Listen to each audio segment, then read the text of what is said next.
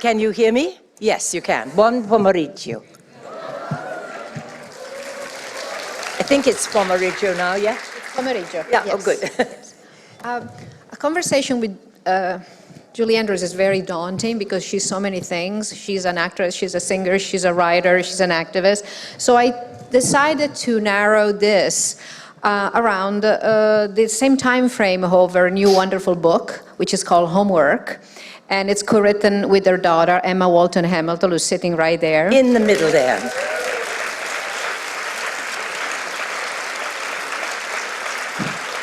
And excuse me, with my granddaughter, my grandson, and my son-in-law.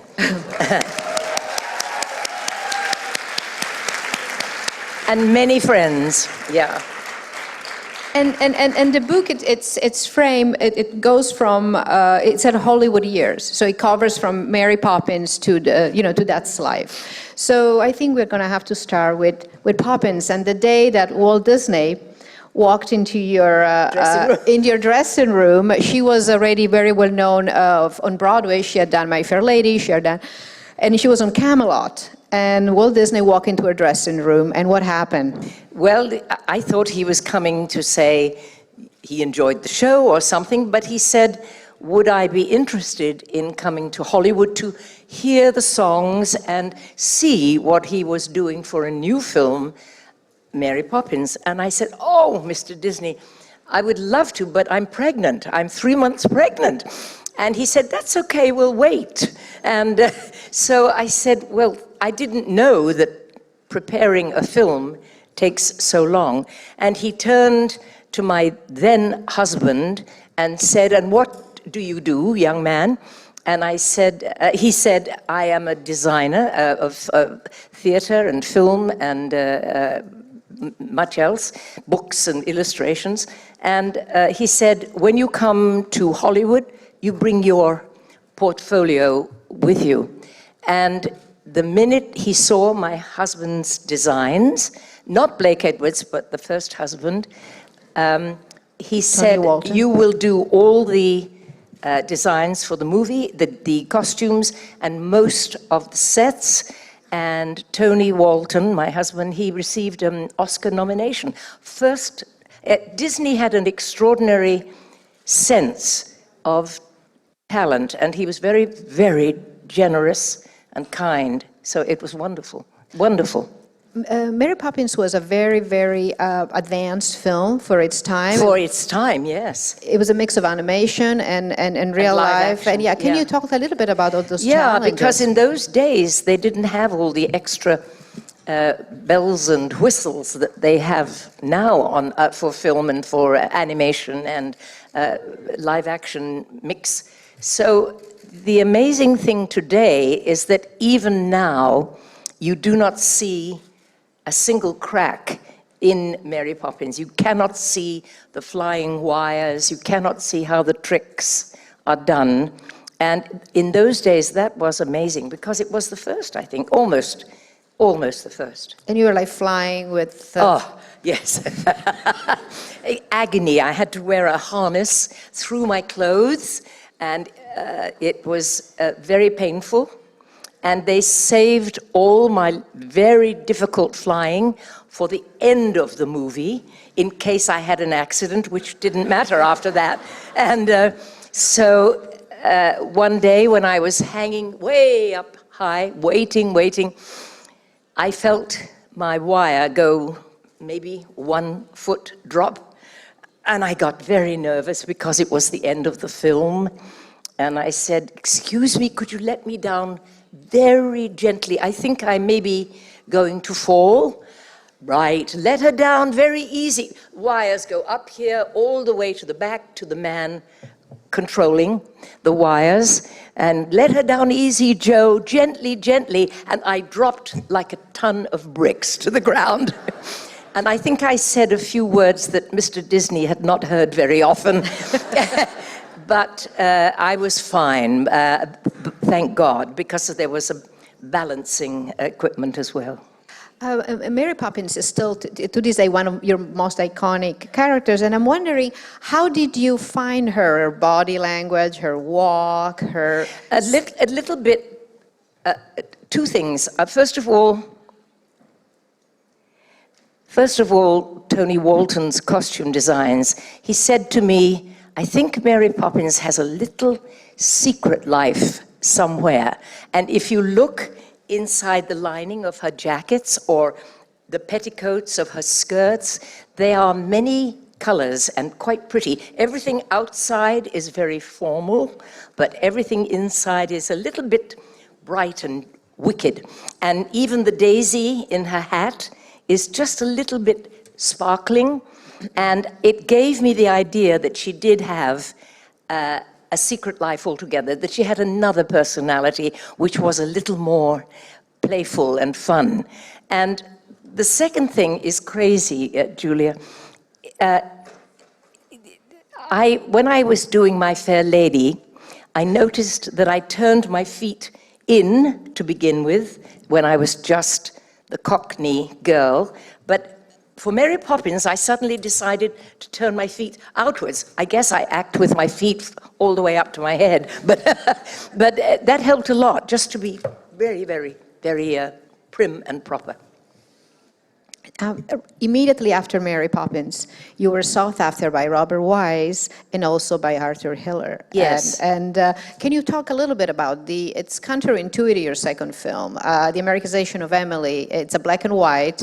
It's a anti-war comedy. Anti-war comedy. It was set during the Second World War, but it's kind of an anti-Vietnam film, and yes. Written by Paddy Chayefsky. Written brilliantly by Paddy Chayefsky, and that was the thrill, was to be asked to make this movie. And also, I think I knew that I was going to do, or had been asked to do, The Sound of Music. And I thought that doing the Americanization of Emily in the middle would not be so typecasting, and that I could really try something different. And I was very happy with that second movie to be asked to do it.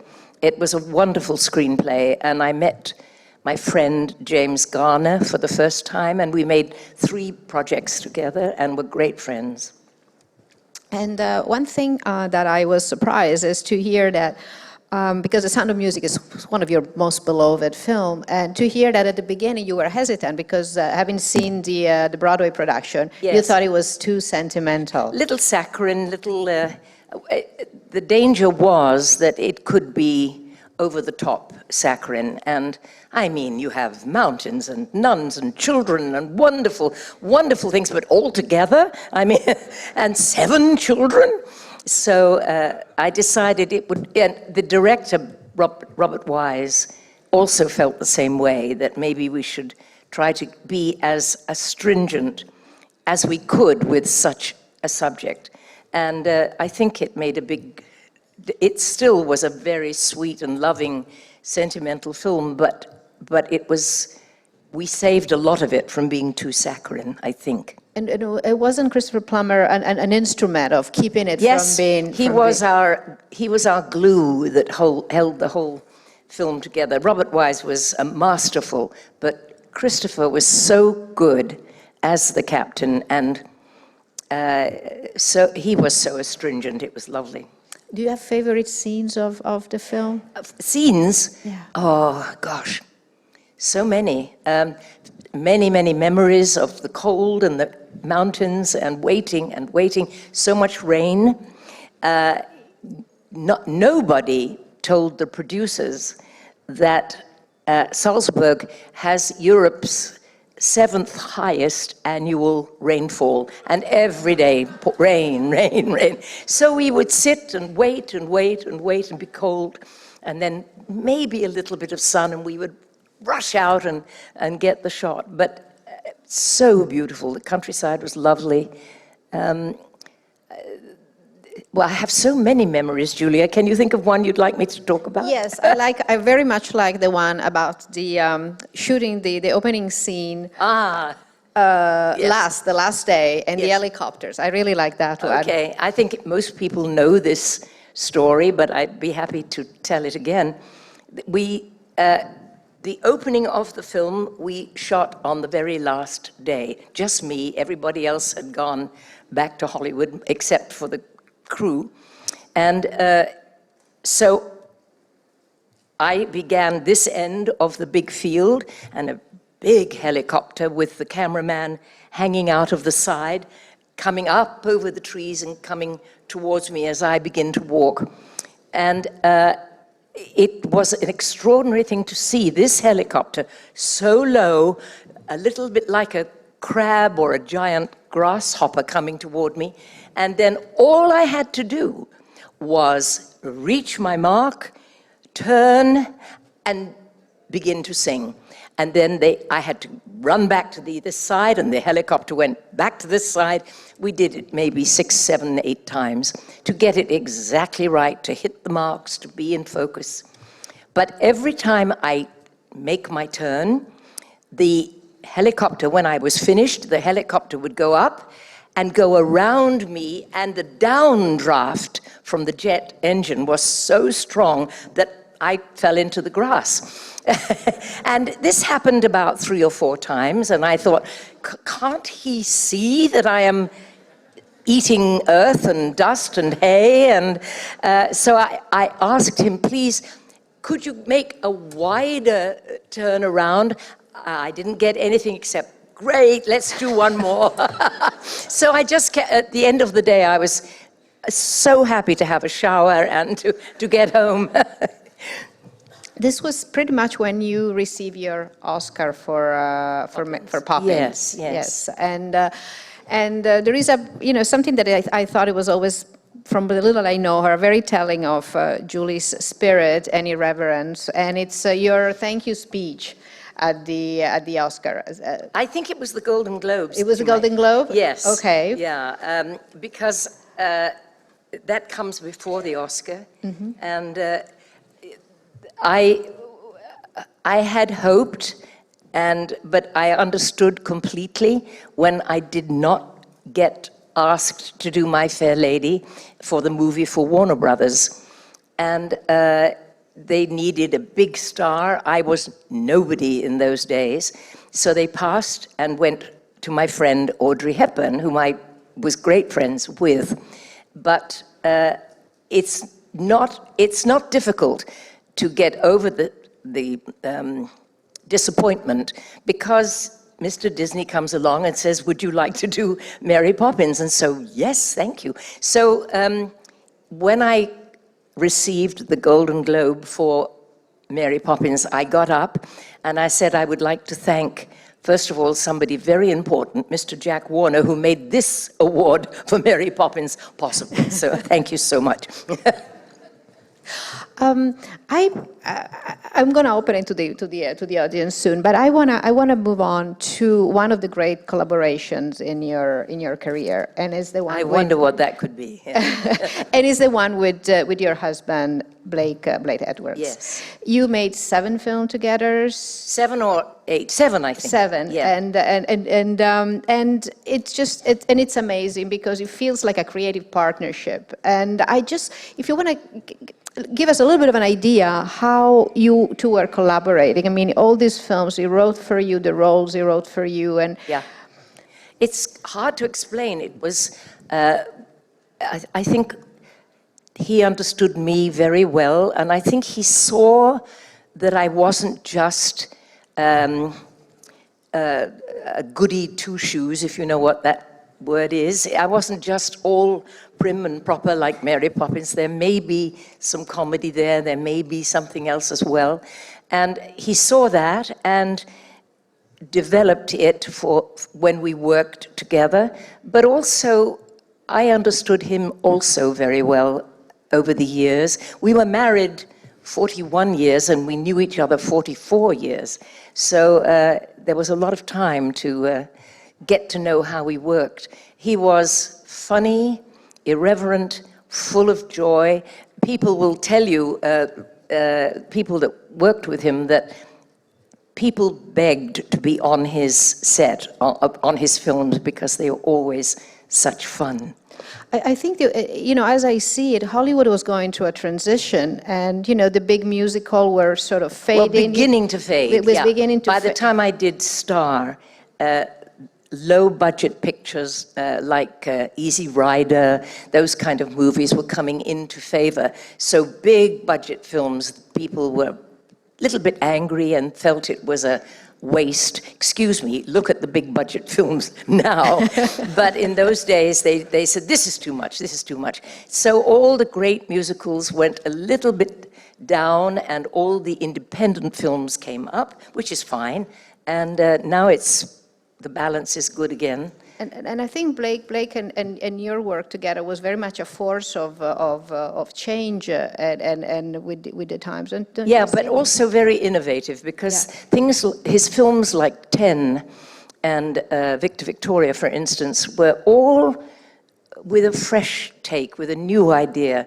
To write in 10 about a kind of middle-aged male crisis for guys, it was not the first time, but I think it was a very important film for that story. Of course, yeah, of and course. funny. I mean, Dudley Moore was so adorable in 10. And then S.O.B. was an especially interesting movie because it really was Blake's, would you call it revenge? A little bit. A little bit revenge for... Okay, getting back at. Getting back at Hollywood, because in the early days with Blake, he did not have the final cut. And quite often, the heads of the studio would say, no, we take this out, we take that out. And they would take what Blake felt was the most important pieces and destroy his movies. So he wrote S.O.B. as a gotcha, And you wrote especially your part for... Well, I understood. He really wrote a satire on my image. Sally Miles, called Smiles, in the movie was such a good lady and known for playing Peter Pan in her youth. And so eventually her husband in the movie makes a big flop, and he decides to remake this film and make it into a pornographic movie for his wife, his star. And it's really very witty, very funny, very satirical, yeah. And this brings us to the movie we screened yesterday, which is one of our most beautiful, Victoria. Yeah. Is it true that you were worried at the beginning, that the audience would not believe you? Yes, I know what you mean. Yeah. I said to my husband, when in Victor Victoria I play a woman who plays a man who pretends to be a woman. And that is like patting your head and rubbing your stomach. I didn't know which one I was, was I today the woman or was I today the man? Let me think. So I was very worried that the audience, I said to my husband, they will never believe, I don't think, based on my image, that I could be a man. They couldn't. And he said, darling, don't worry. I make the audience in the movie believe you are a man. Therefore, the audience watching the movie will go along with that. And they did. And he was very wise that way. How did you, but you did, I was watching the movie a couple of weeks ago to prepare for this, and you really, the body language is amazing. You change when you're her, when you're, Well, I didn't know what to do at first, and so I studied, which I was very happy about. I studied men a great deal. And what is the difference? What do they do? How do they sit? Ladies use their hands a lot and their expressions a lot. Men sit with their legs wide or their hands in their pockets or something like that, or keep mostly more still. So I thought, well, that's one thing I can do. And then I dropped my voice a lot.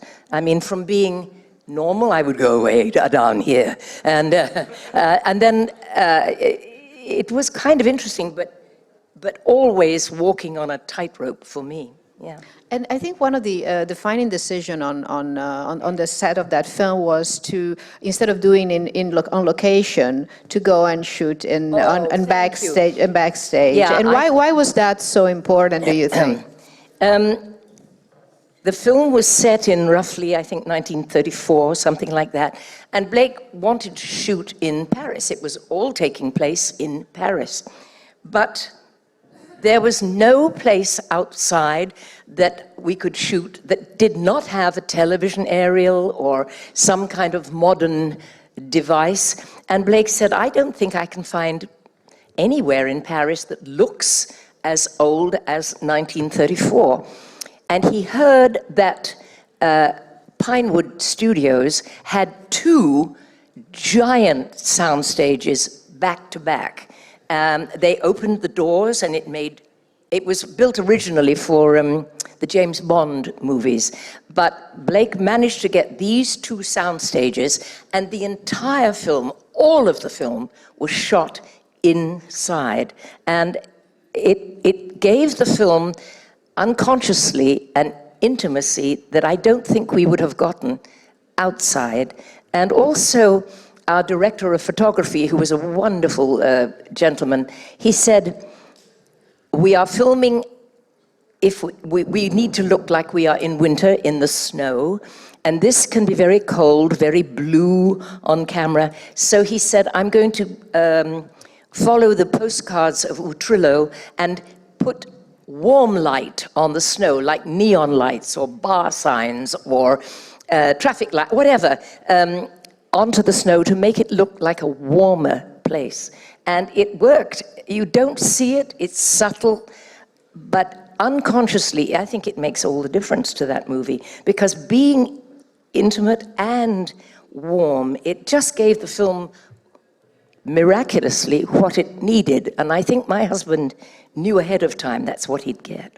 One of the things, as you can see, you can hear, one of the things that's extremely fascinating in talking with Julie is her passion for cinema, but also the way it's made, not just in front of the camera. Is that something you enjoy, the process? I took a long time to learn about it, and in my new book, which is coming out in October, in the middle of October, I describe at the beginning what it is like to learn about film and how you do it and how you make the magic and and then after that, I don't need to explain again, but I thought it would be good to explain to the audiences that don't know what it is like to begin to make a film for the first time. And also, the other thing that I write about is I was very lucky to be successful, and that success was like an assault.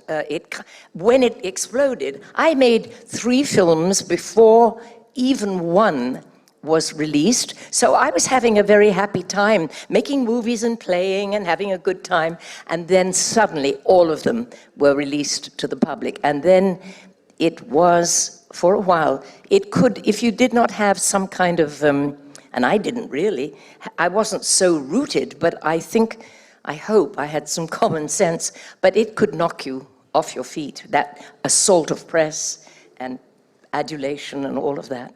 And before I open it, I promise I will. I want to talk about That's Life. The last film that Julie concludes the book, and also is the last film she did with Blake Edwards, is called That's Life. And it's not the last time we worked, but the last film. The last film you did, yeah. It's practically a beautiful home movie. It was self-produced. It was shot in their home. Emma's in it. Their family's in it. Emma's in it. Has a big role in it. And Jack Lemmon plays a character that is very much Blake Edwards. And Jack Lemmon was adorable. And Blake, to watch my husband telling Jack Lemmon how to be Blake Edwards I thought, all along, what you're like. How dare you be that smart? And it was a great pleasure. My daughter sitting here is my co-author on my book, but she's also a wonderful actress and writer, and he gave us both the pleasure of working together in that movie, didn't he, darling? Yeah. Okay, now it's your turn. And there. Ooh, where? Up there. Yes. Asu. We're going to have microphone runners. It's coming, it's coming.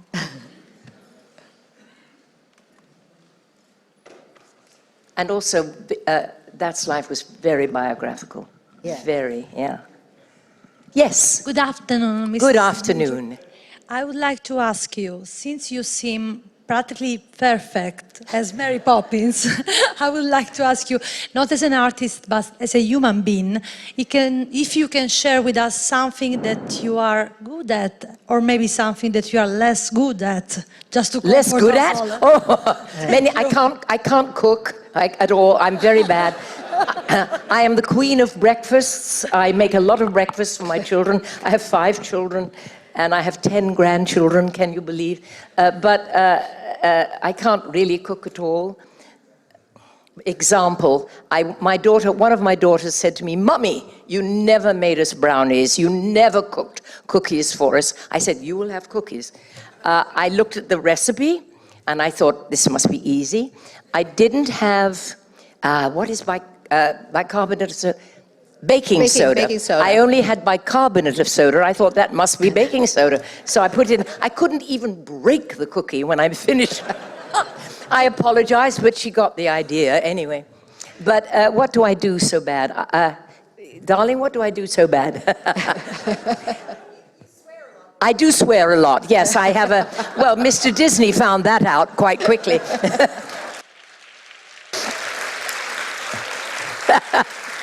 Yes. And what you signal who should be No, next. no, okay.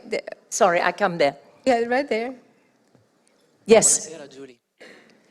Vorrei che lei ci raccontasse qualche segreto del dietro le quinte del sipario strappato, della sua esperienza con Alfred Hitchcock. He'd like you to tell some of the backstage stories on the Hitchcock film Turn Curtain. Oh, I can remember quite a number, but the very first scene in the Hitchcock film was in bed with Paul Newman, not bad.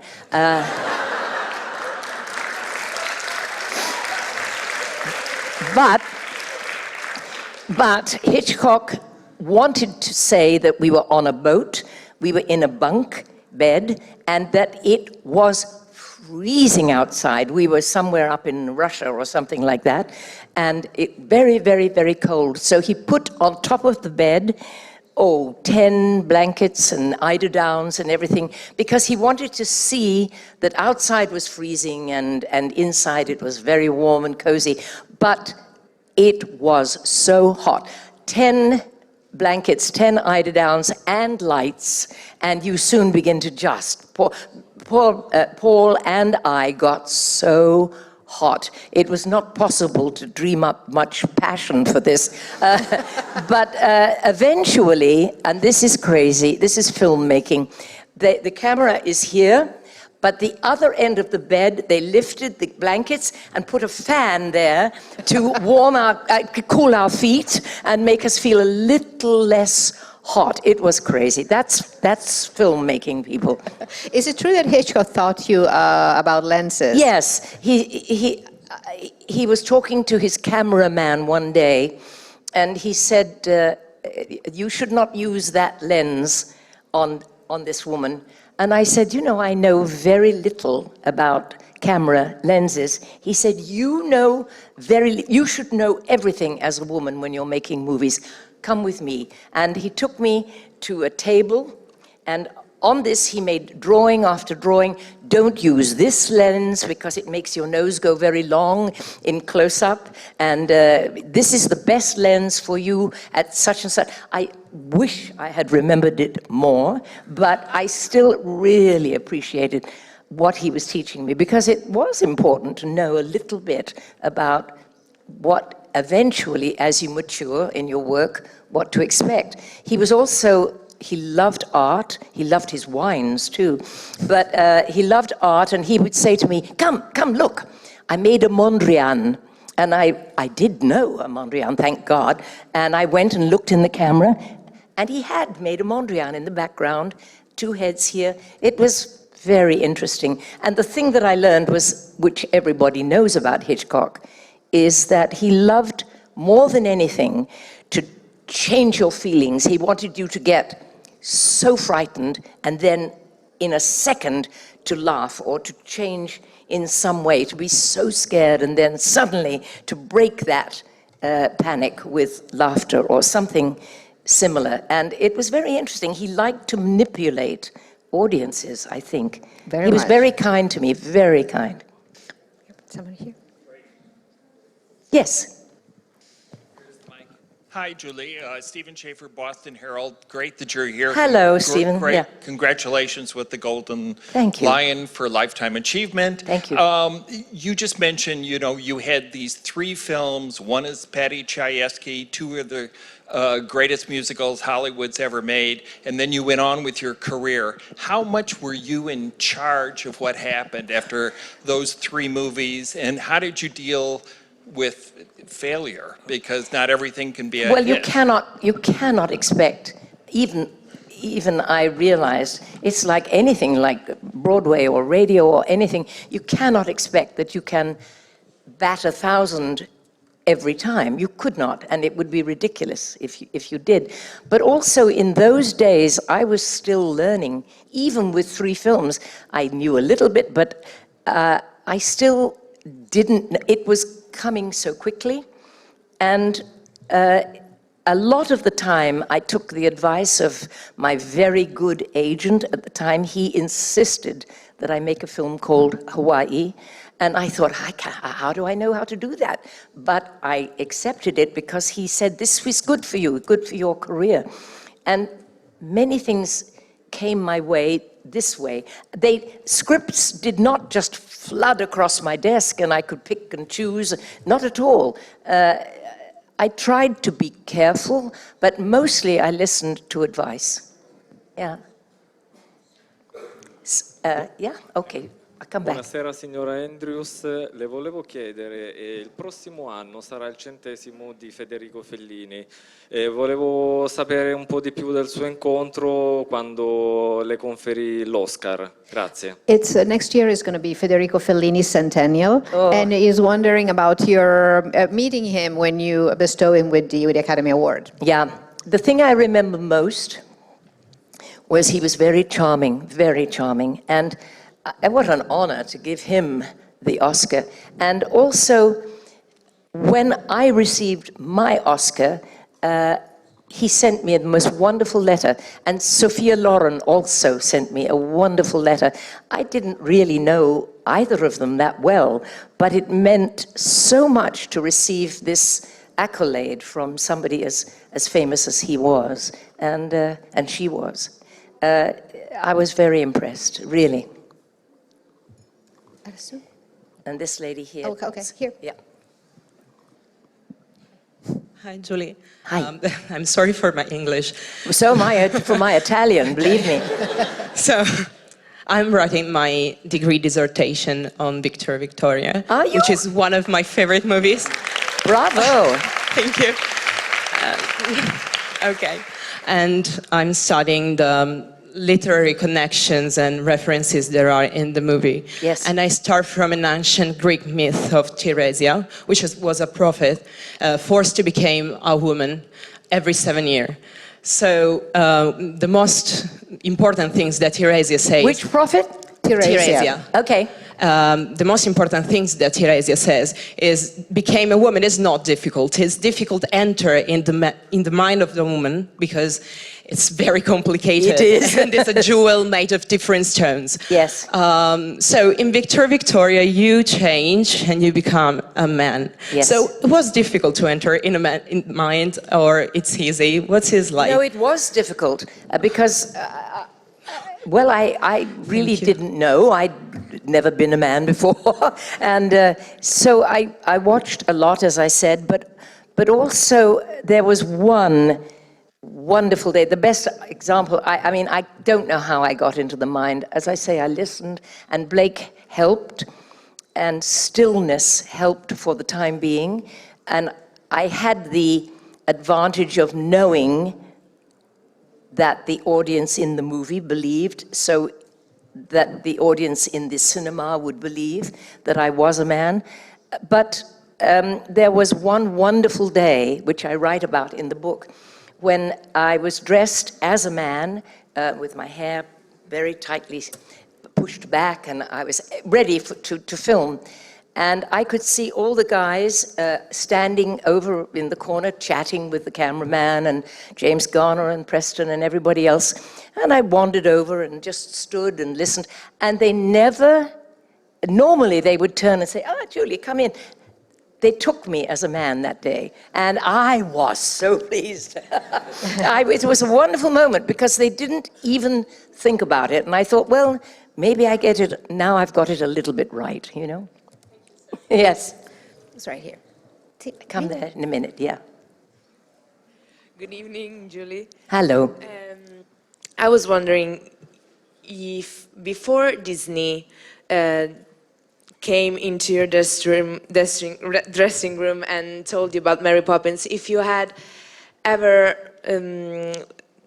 I don't know, if you had ever thought of working in Hollywood with cinema, or you wanted to go on with theater since you are a great musical theater performer. And that's hard to answer. I can't remember if I knew. I was making Camelot when Disney saw me. I can't remember if I knew that My Fair Lady was already going to be a movie. I probably hoped or wished, maybe wished, but I never really thought about it. My whole life I have been racing to catch up.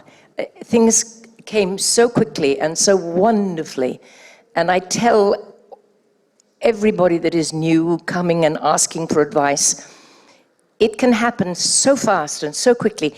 Do your homework, be ready, because you never know when you are going to get so lucky, and I am and I was lucky. But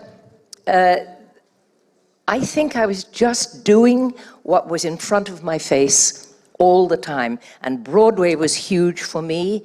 And then suddenly along came Disney, and I was not unhappy about it, I can tell you that. Up there? Yes. Who, where? Hello, Helen Barlow, Australian journalist. Hello. Hi. How are you? Very well, thank you. I think we spoke for Victor Victoria, actually, way back when. Yes. I'm just wondering how you look remarkable. What is the secret? Oh, thank you. A very, very lovely makeup man and hairdresser over here. Yeah. No. But how are you living your life now that you're so alert, and not that you're Oh, old? thank you. I'm stunned that I can even talk at my age, and I'm stunned that I am this age. But I love meeting people. I love life, and I feel so lucky all the time.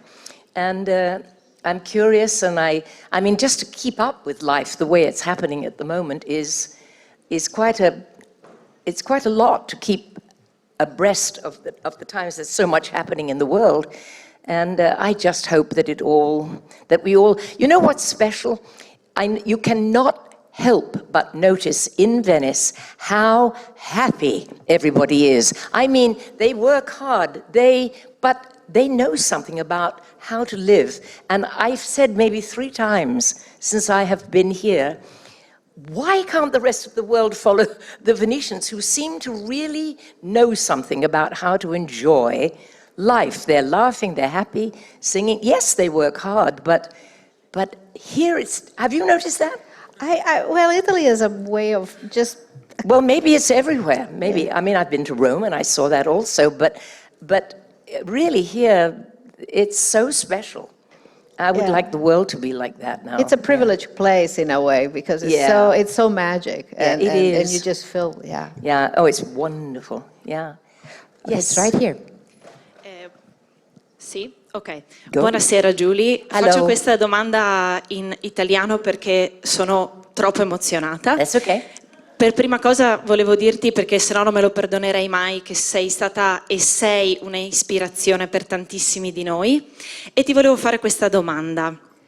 Nel tuo discorso, quando hai ricevuto il Leone d'Oro, hai fatto un riferimento anche ai giovani attori, le giovani attrici, ed è una cosa che ho apprezzato tantissimo. Io sono una piccola cantautrice e volevo chiederti che suggerimenti ti senti di dare a chi oggi vuole intraprendere un percorso come quello artistico.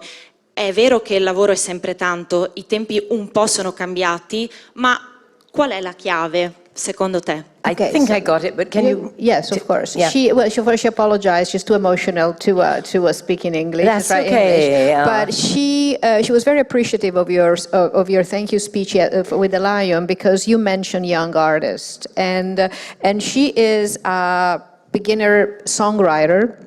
And very small, she says, and so she's wondering what kind of advice you would give to someone like her that is just at the beginning. Well, there are so many wonderful songwriters from whom, it depends what kind of song. Are you musicals or popular or popular? Study everybody, study and study. And for me, when I am singing, the most important things are the words, are the lyrics. If a song does not have something strong to say, it's very hard to sing. And there are some songs I cannot sing. I'm not very good at singing. I could sing it, but I'm not very good at it. Like feelings, feelings, oh, whoa, whoa, feelings. What do you do with that, But somebody like Sondheim, Stephen Sondheim, or any of the popular writers of today, study all of them, because everybody learns something from the past. That's the best advice I could possibly give, I think, yeah. Would you say that singing is still your biggest love? Singing? Yeah. Well, music, I don't sing anymore because I had an operation which took my voice away, but I try all the time to find a way to bring music into whatever I do. Like with my books, with my daughter, we package those books with music if we can. I write in a way with music in my head too. I write musically, I guess, because I hear it. What is the opening of a book? Is it pastoral? Is it fanfare? Is it... So I always think in terms of music and a little bit cinema. What is the big screen? What am I looking at when I'm writing? But I do miss singing so much, especially with a big orchestra. That is a joy that is almost as good as anything else. It is phenomenal to sing. My singing teacher, and I had a very, very good singing teacher, she used to say to me, wait, when you are singing with a big orchestra, I mean a symphony orchestra, it is like being lifted up in the most comfortable armchair and being carried over the head of all that music. And she was absolutely right. You have to try harder. You have to try to be as good as all those musicians. And it is such a joy, really. I think we're... Boy. I think there's one right there. I think there's some people over here that wanted to ask also. Yeah? Yep, right there. Sorry, you wanted to say something? Yeah. No, she just showed me the time we are running. Oh, are we running late? Yeah, but no, not late, but she's just reminding me. You have other people here today, yeah. Hi, Julie. You spoke previously about disappointment that you had in your career. Did I? You mentioned... I always thought I was so lucky. Yeah, but go on. No, you said the sort of disappointment that came with My Fair Lady and everything. Oh, well, yes, but it's hard to be disappointed when you have Poppins, but there we are. But other than that, what would you say, if there was there a disappointment that came in your career, as in someone you didn't get to work with, director, actor, or film you didn't get to make? Well, not so much disappointment, because even if the film is not successful, you are still learning. And nobody makes a film hoping it's going to be unsuccessful. You always hope it will be a success because you want it to be and you do your best. But it cannot always be successful, and fashions change so much. So just keep trying is the best thing to do, I think. And if you're lucky, you will be asked to do another one. Sometimes one failure, that's the end of it these days, but I think just keep trying. It's the best you can do. And I think I will always find something that I love to do or that I'm passionate about. So I may be sad that the project was not successful, but I can, and I think I have the ability, because I've been working since I was a child, a real child. I think I have the ability to move on and put it behind me. There was someone here with a mic. Hi, congratulations on this award. Thank you. There's few people with such an amazing career as yours. I wanted to ask you, what is one thing that you don't like about Hollywood? If you could wave a magic wand, what would you change about the industry, maybe when you were working, and then what's one thing you would change now? Thank you. When I was a little bit younger, it was called an industry, film business.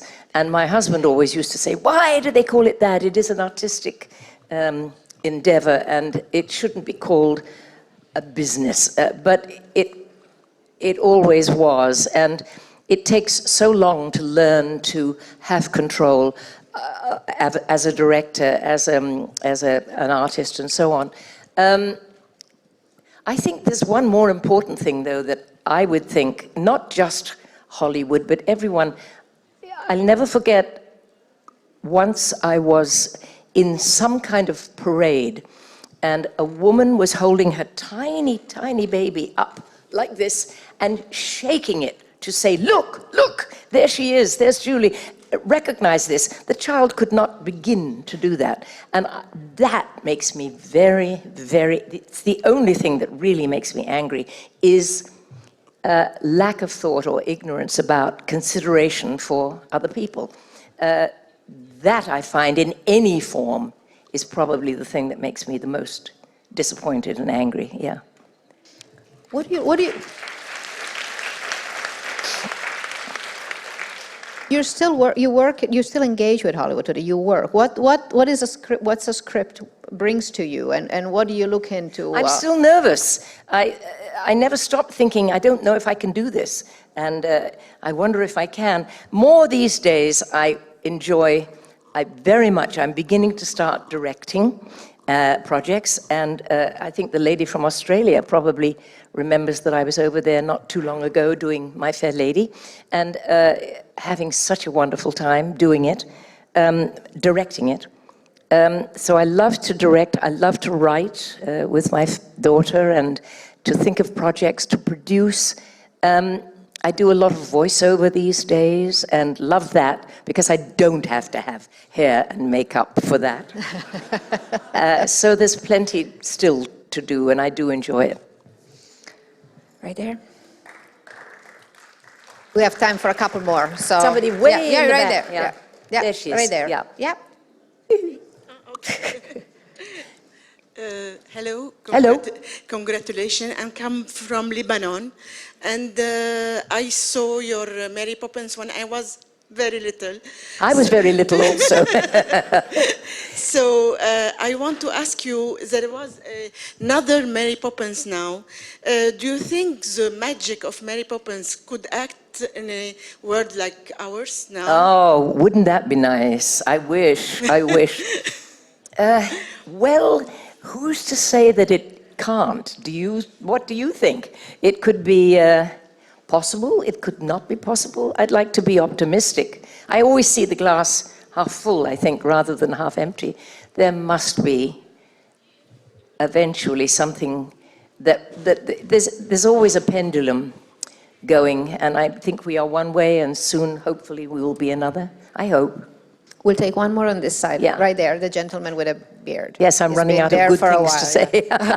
Yes, who is it? This one? Yeah, right there. Good afternoon. Okay. Good afternoon, Miss Andrews. Good afternoon. And on behalf of all the homosexuals, I would like to thank you for Victoria.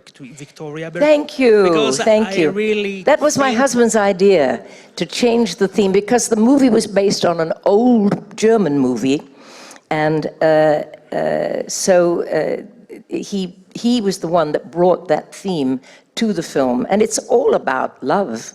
I really think that that movie and La Cage aux Folles made the Good. difference. Thank you. And another question. We know that you couldn't do My Fair Lady, but my question is why you didn't choose to do Camelot, the movie version? I was asked. I had already done Poppins, and I think I knew somewhere inside, I'm not sure, but I think I knew that I would be so watched. If I didn't do My Fair Lady, then what is she really like, as they watched me do Camelot? And it felt a little too over-theatrical, over-busy. It was a wonderful musical to do on Broadway, wonderful. But I didn't quite see it in my head or in my heart, and so I passed because I did have other wonderful opportunities coming my way. It would have been nice, but there you are. Thank you. And I think we are run out of time, and we have to stop for we somebody have to stop else. at some point. Yeah. Yeah. Yeah. Well, thank you, Julie. This has been wonderful to have you. Good questions. Very good questions. Thank you.